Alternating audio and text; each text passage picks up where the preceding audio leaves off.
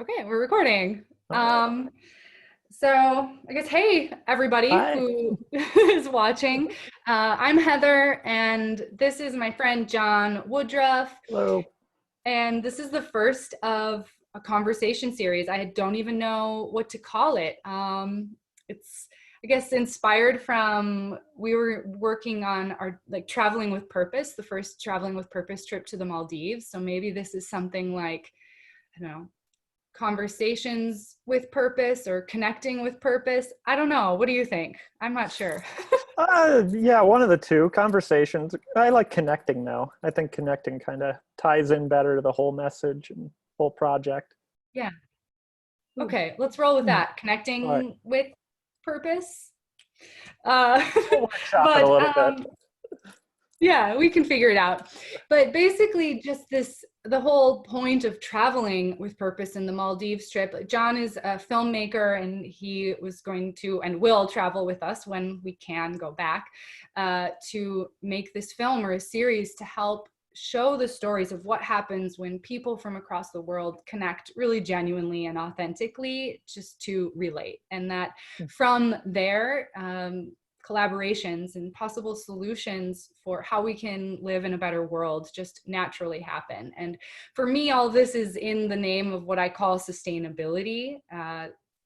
But I think connections, no matter what we label it as, are really just how we heal and move forward as a planet. And that's something that's so important right now. And wanted to just not wait on these conversations, so decided to start this conversation series for you all to watch. We'll probably do it YouTube, and I'll probably post on IGTV.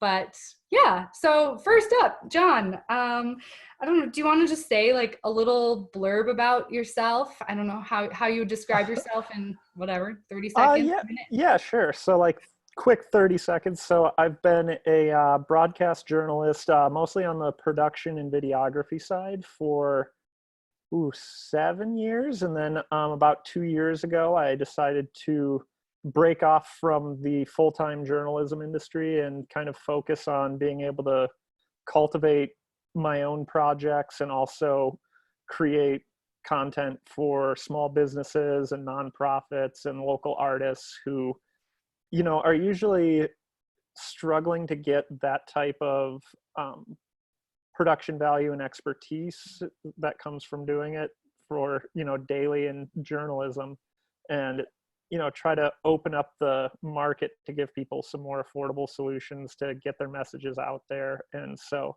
started a small one-man production company and been just plugging along doing some stuff for nonprofits and uh, you know clients like that. Yeah, we got connected through like our mutual, I guess, colleague, friend Dana, who you worked with when she was a journalist. I met her Yep. through her work with, I guess, like an social impact organization. And so, yeah, but you've also done work for her in Haiti. I don't know, do you want to just say Yep. like a blurb about that? Yeah, sure. So I did a couple projects with Rebuild Globally, and they're like a social entrepreneurship organization that was came out of the hurricane relief, earthquake relief. I'm sorry. And so they do education and job programs, and also create like designer quality sandals and handbags and products. And it's a making a worker owned business doing these things in Haiti. And so I did some work with them, actually as part of like my grad school kind of thesis project, just exploring the why they were doing this and the origins um, of their organization. And Dana was the one who connected me with them through that, because she's heavily involved in that stuff. So Yeah, shout and out to Dana.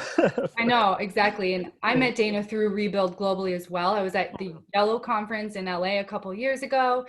Um, who Yellow Co does some really awesome stuff too. So like look all these people up because Yes. they're like, as Mr. Rogers says, I just watched the Tom Hanks Mr. Rogers Oh yeah, movie, right? me So too. it's like look for the helpers, right? Let's look for the helpers. And Uh-huh. these are all folks and organizations who are doing such cool stuff. But yeah, in the impact space, and how do we connect? How do we connect with, I don't know, our brothers and sisters globally? Yes, locally. I think for me, I like just personally feel so connected to the entire planet. I really, when I first heard the word, like the term global citizen, I was like, yes, that is how I feel.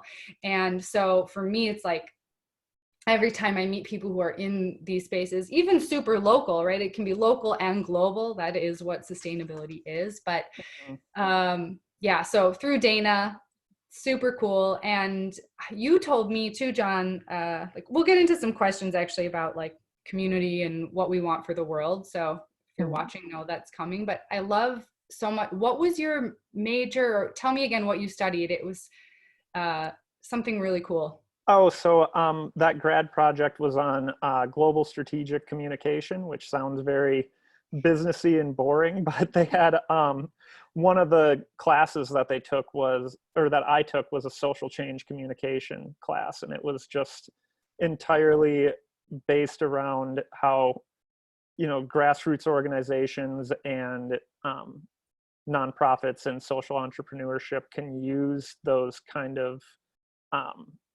what we normally think of as like inaccessible big business ways of communicating, how you can kind of create your own inroads to making an impact through the internet and art and just grassroots organizing. And it kind of blew my mind and changed the whole path that I was taking in signing up for that grad program.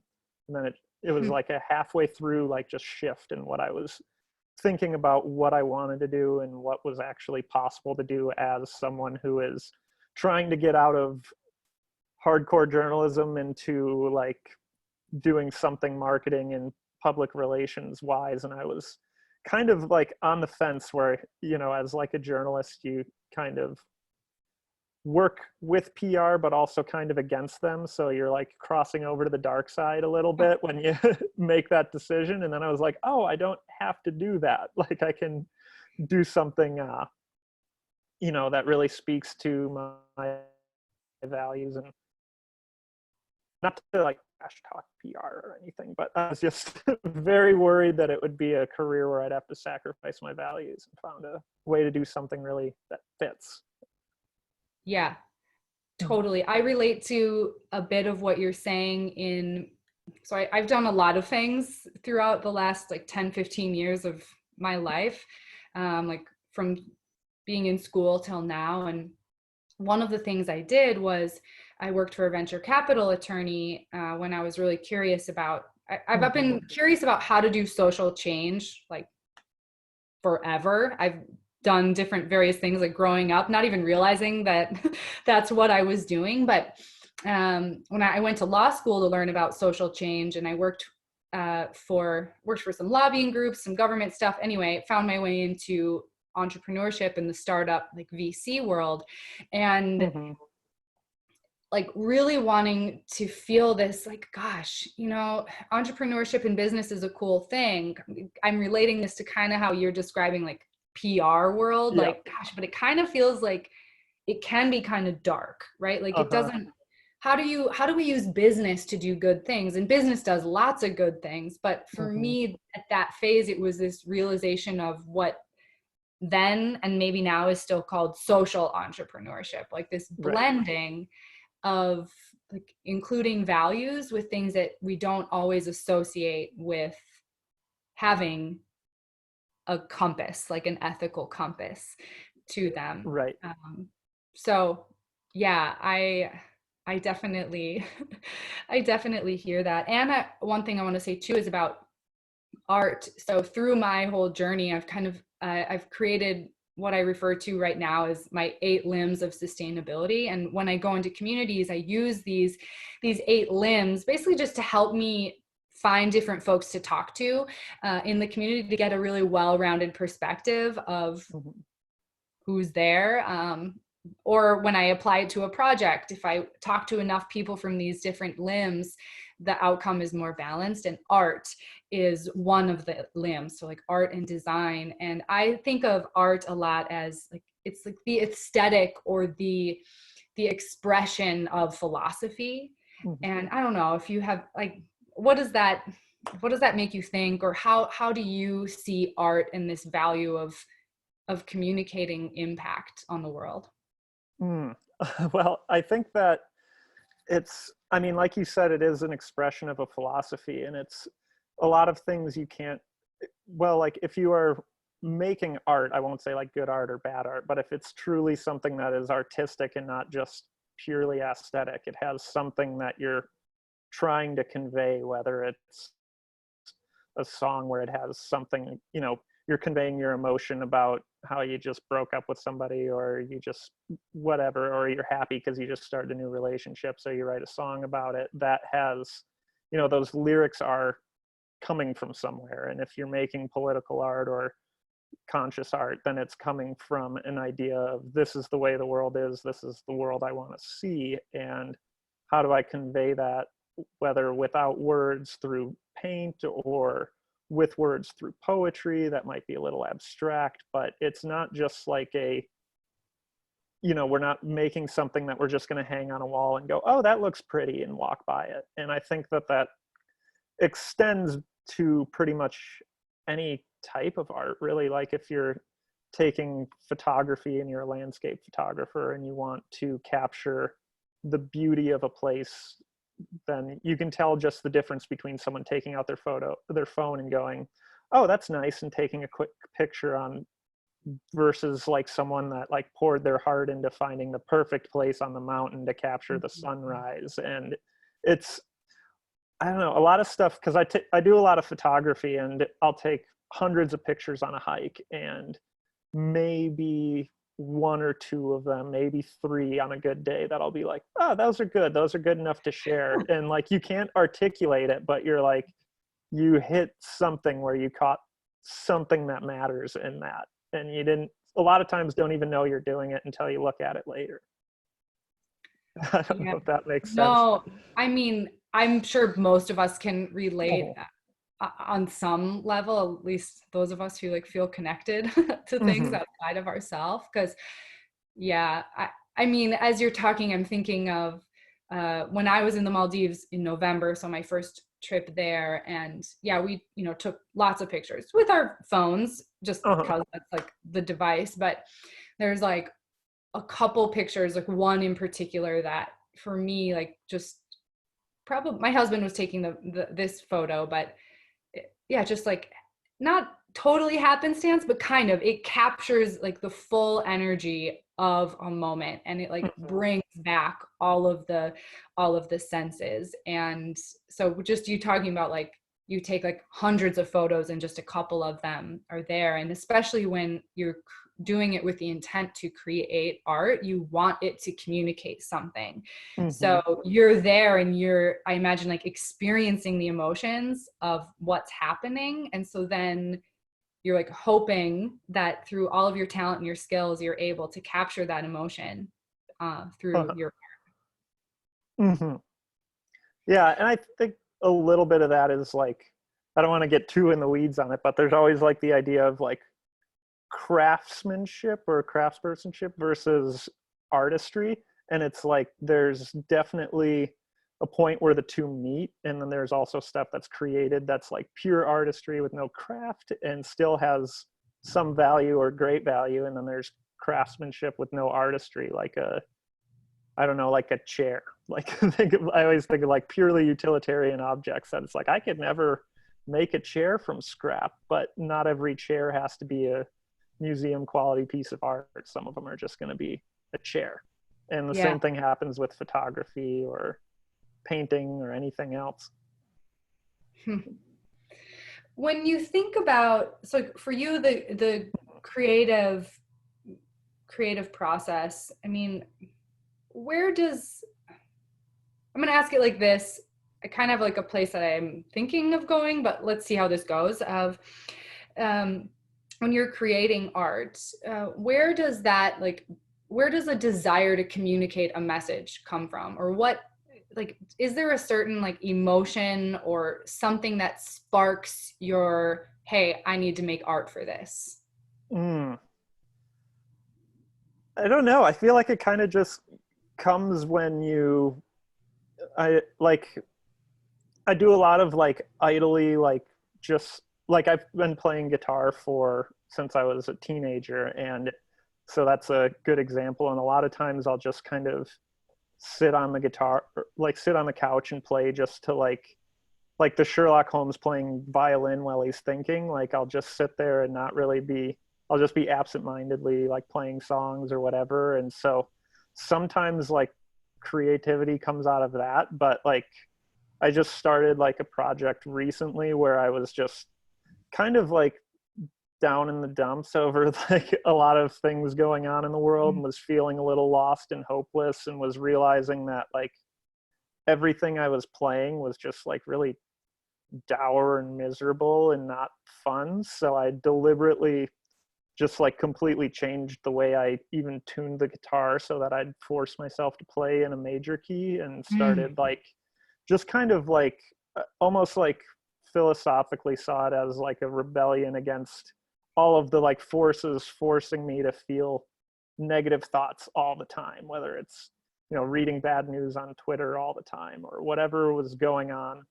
And just kind of by forcing myself to be like everything has to be joyous, it kind of inspired a like kind of like lit a fire, and I just started like stuff just started pouring out, and I wrote like more things than I had in 2 years and 2 weeks. And it kind of just comes and it goes, and I feel like it's no one emotion that or thought that really strikes what I want to do, like that makes me be creative. I'm not one of those people that is like really prolific, but you know, every once in a while you just get hit with something where you're like, oh, I have to do this. Hmm. And,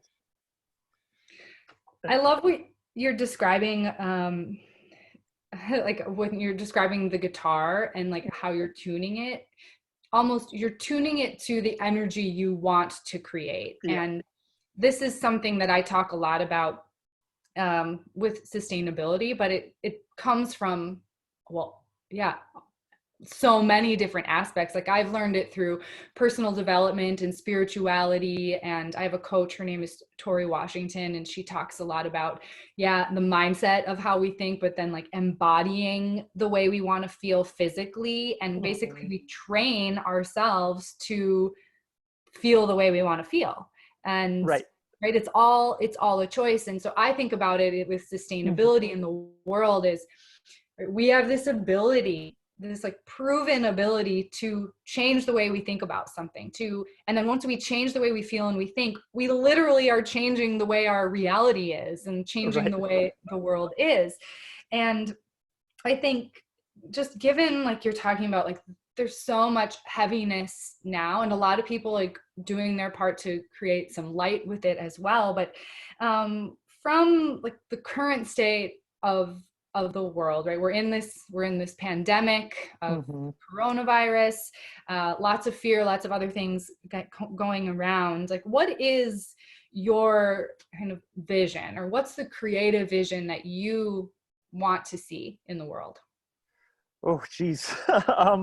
I think just a lot more like what I've seen is kind of the need for mutual cooperation and consciously working not for, you know, not what's going to make your life better, but look two people, you know, two doors down and think of what would be something that I could do that would help that person. And I think that like a lot of the, I mean, with the pandemic, it makes that sort of thing a very real way of thinking is, you know, people are saying like people our age are generally not going to get too sick, but it's like you need to be conscious of what you're doing because what you do could create a ripple that's going to make your 85-year-old neighbor or somebody else very sick, and their odds aren't as good. So it's, I think, a lot of immediate social demand for,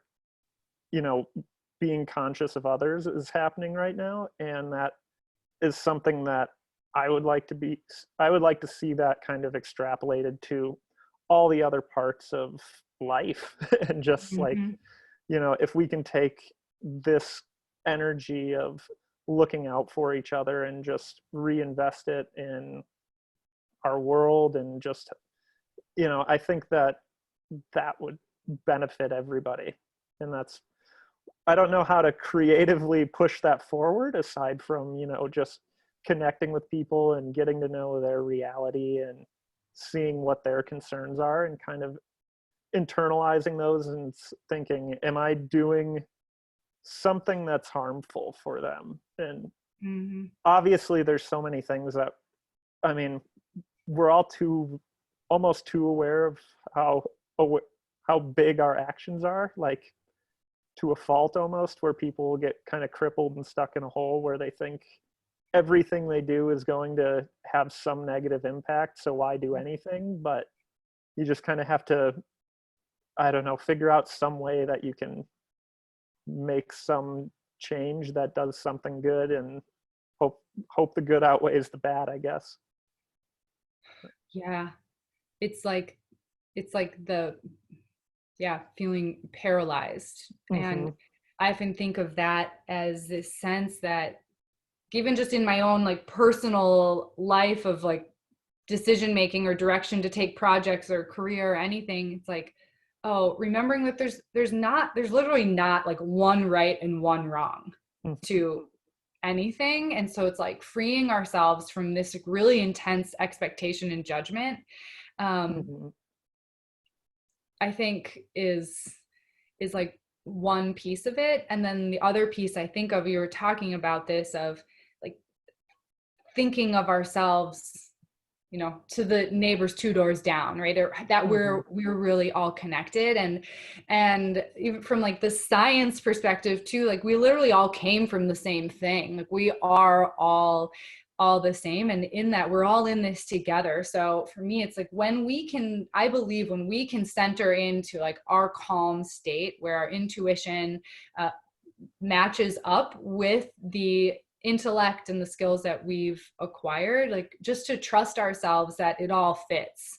Like we're Mm-hmm. all meant to fit, just like the trees fit and the deer fit and everything fits together. And so even what might seem like an action in some parts of the world or in some parts of your community that like don't make sense, maybe for you and your reality it does make sense.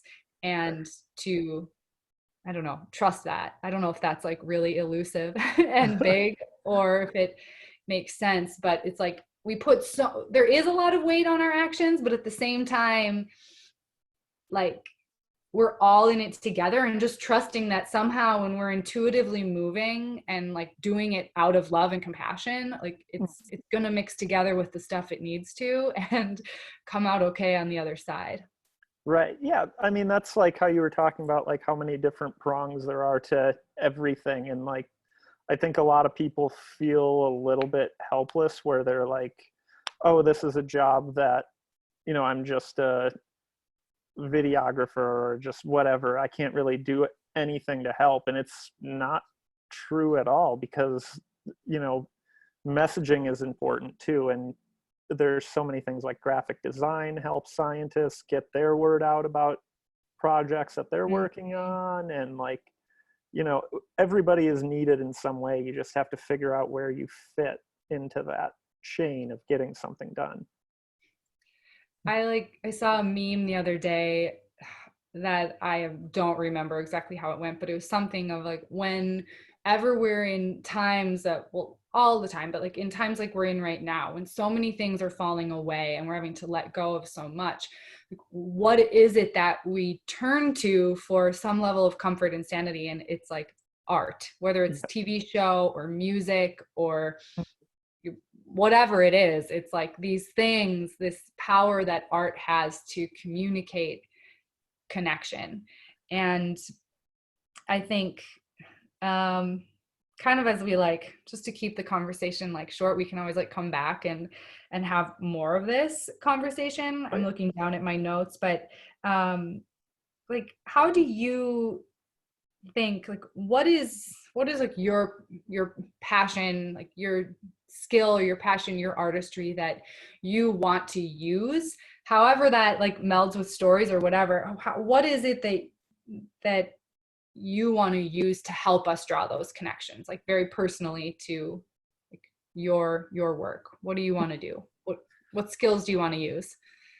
um, I guess, like, I don't know. I've always been one of those people that, like, I feel like I've mentioned photography, videography, and poetry and guitar playing and all of that. Like, I kind of have a restless mind where I move around to different things, but through all of them, I think what I want to do is capture that there is, beauty in this world, and there's beauty in the ability of people to connect and be able to help each other and come up with innovative solutions that are at, the person to person level, that we don't need to wait for some big sweeping change to change the whole world, because we're going to be the people that create that. And so if you think that you can't do anything, I want to focus on things that are just very small, like, just even capturing how, like, a couple people going on a vacation or a trip.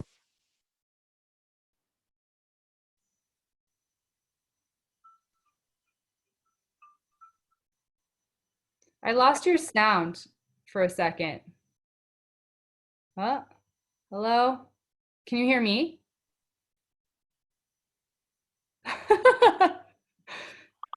Oh, there, I hear you. Oh no, I can't hear you.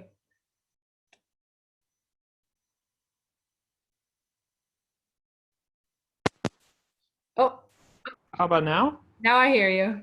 Okay, I guess my headphones just didn't want to be a microphone anymore.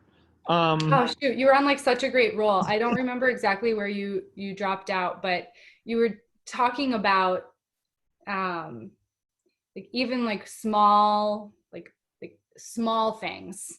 Oh, Um yeah. Yeah, so I mean, it's people, I feel I shouldn't project onto other people, but I tend to be someone who looks at, like, the biggest things in the world and get stressed out about, like, you know, wealth inequality on the grand scale of, like, this country versus this country, or you know, climate change on, like, the global production side and stuff like that. And those are just things that seem so insurmountable, and things that you could never, as one person, do anything about. But I think that every problem we have, there's people that are in their communities doing something very small to address their corner of the world, that they can do something to change it in their corner of the world. And those, like, I don't know, I think of, like, in the book Cloud Atlas, there's a line that someone says, you can do nothing because you're just one drop in an endless ocean. And the response is, but what is an ocean but many drops? And so that's kind of one of those things, especially like in the past couple of weeks, I've been replaying over in my head over and over and over again, is like, just do one thing. Like, if we have every person does one thing that's immediately in front of them, that's how you get stuff done. And so that's, even if it's, I see, like, I like doing stuff with nonprofits because it's one little business doing something to make their little corner of the world better. And if you make a video that 20 people see and one person donates $5, then that's $5 headed in the right direction, and that's something you did. So yeah, that's kind of something I've been trying to focus on, is if you make something silly that makes someone's day and you never hear from them, and that's still something you did to improve the world in some way. totally. It's like faith, Mhm. really, right? The faith in these connections that we all have. And sometimes we're able to, tangibly or visibly um, feel or see those connections. And sometimes it's not something that's so empirically recordable. I don't know how to exactly say that, but yeah, and I think exactly one step in front of the other, and like I love that. I think that's like an awesome place to be, and I think with this conversation series, I want like to keep talking with other people, and as we continue to find little stories, right, those drops in the ocean or whatnot, how can we, even knowing like what your passion is, and if someone else, right, has a story, like how can we connect those and just start Mhm. creating more networks and Right. connecting more people, and like highlighting these things, and using art with, I don't know, whoever else, a doctor or an environmentalist, or who knows how this will all continue. But I don't know, I feel like that's like a really, the ocean and like what you were saying is like a really great place to Okay. let this be. So anyway, yeah, anything else you want to add, or No, I good? don't think so. It was like, Okay, cool. oh, So, nice to just talk. That feels great. Like, I'm glad we did it. yeah, awesome. Me too. I'll just say like, okay, folks watching, there'll be more. I'll talk again with John. We'll talk with more folks, sometimes small groups, sometimes one-on-one like this. If there's anything you want to hear about, just leave a comment or hit me up, and yeah, have a great day.